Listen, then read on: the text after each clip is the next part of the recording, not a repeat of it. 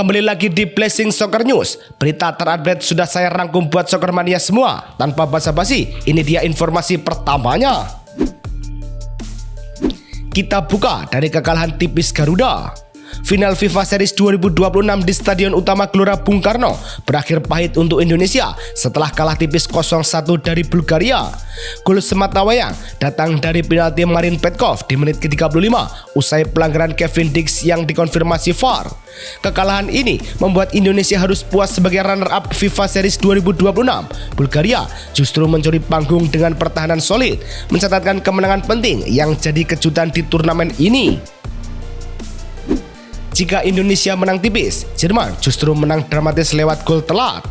Timnas Jerman menang susah payah 2-1 atas Ghana dalam laga uji coba di MHP Arena. Jerman unggul lebih dulu lewat penalti Kai Havertz di menit ke-45+3 setelah handball Jonas Adjeti sebelum Ghana menyamakan skor melalui Abdul Fatawu di menit ke-70.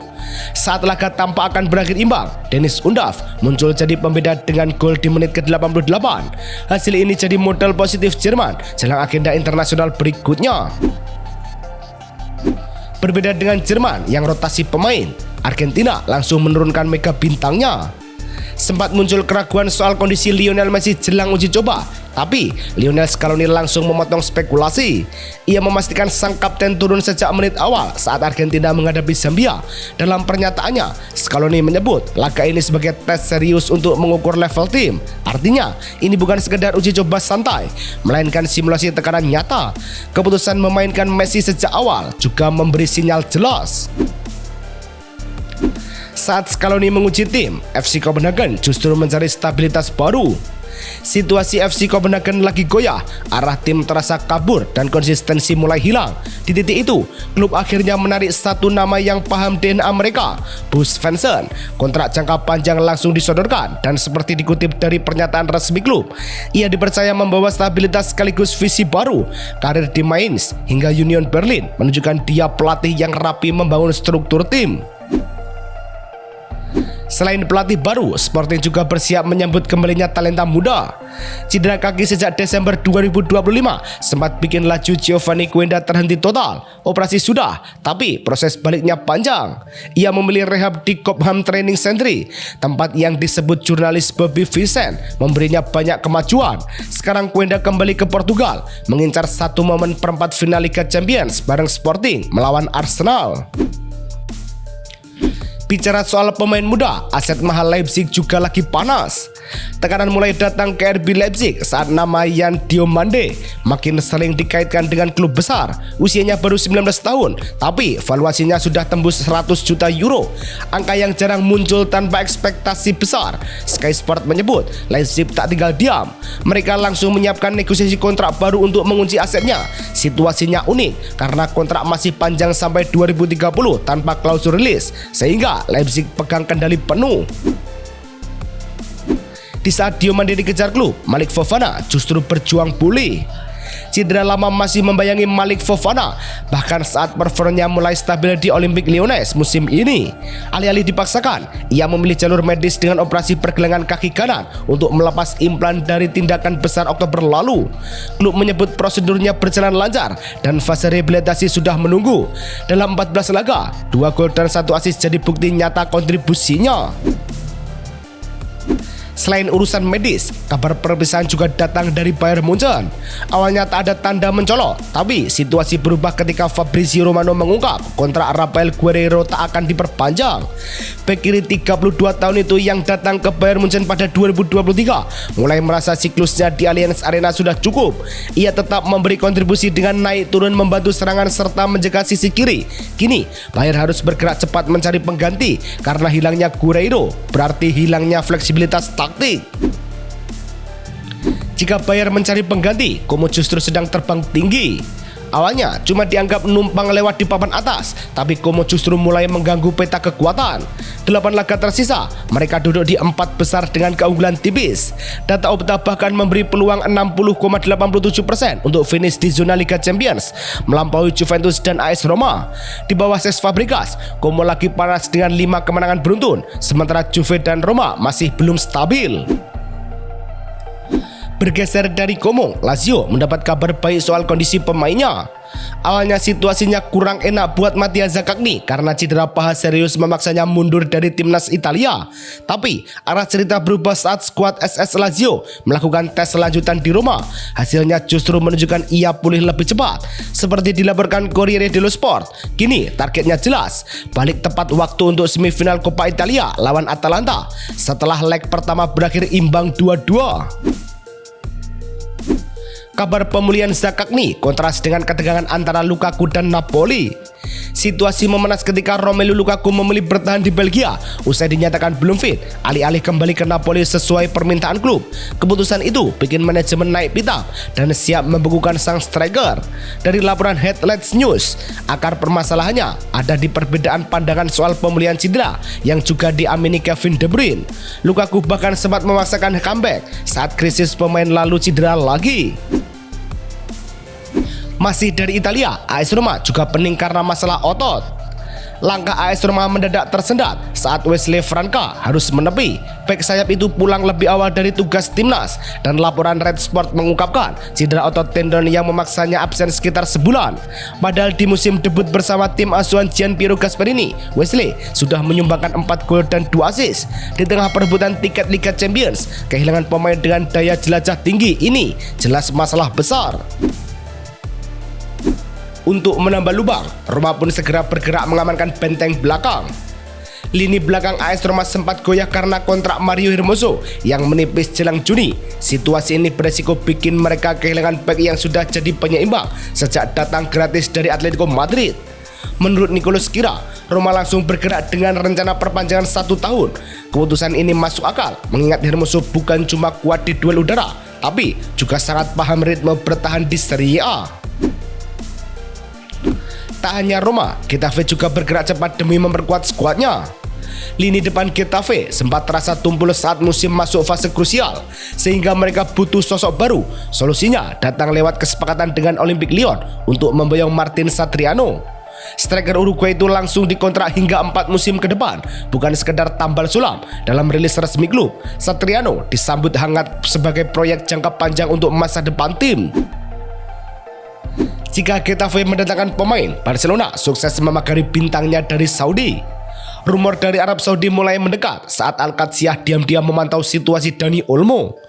Kontak informal sempat terjadi dengan Barcelona, tapi belum ada tawaran resmi. Di tengah ketertarikan itu, Olmo justru menutup pintu rapat-rapat. Kontrak panjang sampai 2030 jadi sinyal kuat karena ia ingin jadi figur penting di era Hansi Flick. Laporan internal klub juga menyebut peran Olmo sangat krusial bagi tim. Meski Olmo bertahan, nasib kiper veteran Barca justru di ujung tanduk. Situasi kiper FC Barcelona lagi belum jelas dan ikut menyeret nasib Wojciech Szczesny. Meski bukan pilihan utama, kontraknya mengikat sampai 2027. Namun laporan beredar menyebut klub punya jalan keluar di Juni dengan membayar sekitar 2 juta euro untuk mengakhiri kerjasama. Di sisi lain, Joan Garcia disiapkan jadi andalan, sementara masa depan Marc-Andre ter Stegen masih abu-abu usai cedera setelah dipinjamkan ke Girona. Masalah Barca bertambah setelah Rafinha dikabarkan tumbang di jeda internasional. Cedera datang di momen yang kurang pas bagi Barca. Rafinha tumbang saat laga uji coba melawan Prancis akibat masalah hamstring kanan. Laporan Alex Pintanel menyebut ia diizinkan memulai pemulihan di Brazil sebelum kembali ke klub. Absen sekitar 5 pekan bikin Hansi Flick harus meracik ulang lini depan tanpa sumber lebar permainan mereka. Apalagi mereka akan menghadapi Atletico Madrid di fase krusial. Di tengah badai cedera, manajemen Barca gerak cepat amankan Flick. Kontrak Hansi Flick akan habis musim panas nanti, padahal Barcelona butuh stabilitas. Kabar dari Nicolo Schira menyebut negosiasi akhirnya menemui titik terang dengan kesepakatan awal hingga 2028 yang tinggal menunggu tanda tangan. Sejak datang tahun 2024, Flick sukses mengangkat tim ke puncak La Liga dan membawa mereka ke perempat final Liga Champions untuk melawan Atletico Madrid. Sementara Barca mengunci pelatih, Real Madrid berencana memulangkan para alumni. Madrid seolah kehabisan kedalaman dari produk akademi sendiri, namun kini arah itu mulai dibalik. Laporan menyebut Nico Paz dan Victor Munoz akan dipanggil kembali musim panas ini.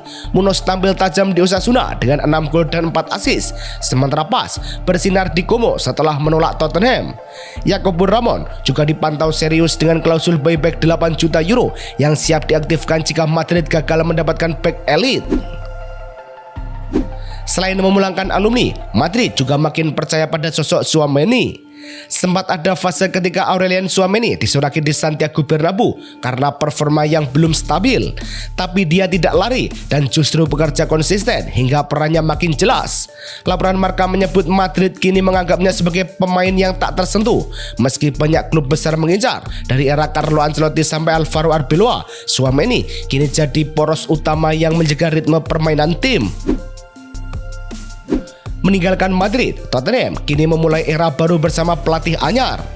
Musim Tottenham berantakan sampai harus berpisah dengan Igor Tudor saat posisi mereka nyaris di dasar klasemen. Kabar dari Nicolas Kira menyebut Roberto De Zerbi segera menandatangani kontrak 5 tahun.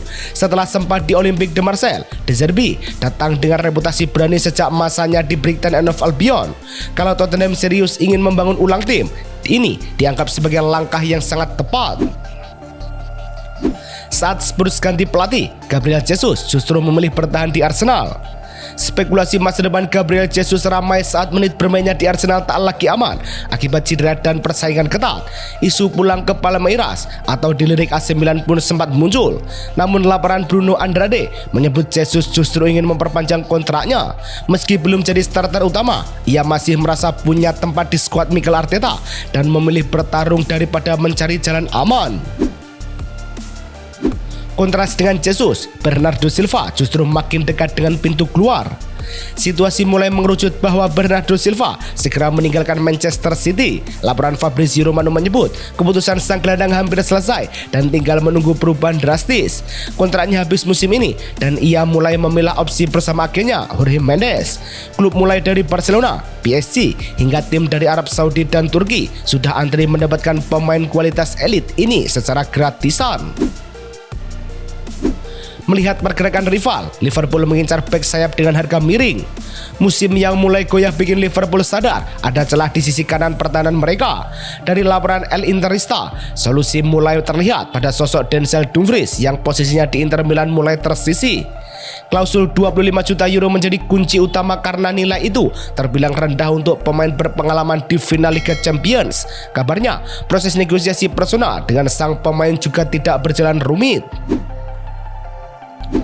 Selain mencari pemain baru, Liverpool fokus pada pemulihan Mohamed Salah. Cedera kecil sempat bikin cemas saat Mohamed Salah ditarik keluar lawan Galatasaray pada 18 Maret lalu. Ia memilih bertahan di pusat latihan Liverpool untuk pemulihan daripada ikut agenda timnas. Kabar dari Paul Joyce menyebut kondisinya terus membaik dan siap tampil di perempat final FA Cup kontra Manchester City pada 4 April nanti. Kehadirannya sangat krusial karena tanpa Salah, Liverpool kehilangan ancaman paling konsisten. Dari Liverpool kita ke Manchester United, tempat kebangkitan Harry Maguire. Sempat diragukan, Harry Maguire justru menemukan momentumnya lagi di Manchester United saat kontraknya tinggal hitungan bulan. Laporan ESPN menyebut negosiasi berjalan positif dengan kesepakatan baru sampai 2027 plus opsi tambahan setahun. Di bawah sentuhan Michael Carrick, perannya makin vital dengan catatan 20 laga serta kontribusi gol yang membantu stabilitas lini belakang setan merah. Performa apik Maguire tentu tak lepas dari peran Michael Carrick. Awalnya bukan soal kualitas, tapi masalah trauma masa lalu. Manchester United tak mau mengulang cerita Ole Gunnar Solskjaer yang sempat menjanjikan lalu meredup setelah dipermanenkan. Kini, seperti dilaporkan Mike Keegan, manajemen menimbang resiko serupa saat Michael Carrick tampil meyakinkan sebagai pelatih interim. Sejak menggantikan Ruben Amorim, Carrick mengumpulkan 23 poin dari 10 laga dan membawa tim naik ke posisi 3 dengan permainan yang lebih rapi. Terima kasih Sobat Blessing sudah nonton. Pastikan loncengnya aktif supaya kalian selalu jadi yang pertama tahu berita bola. Sampai jumpa besok. Salam Soccer Mania.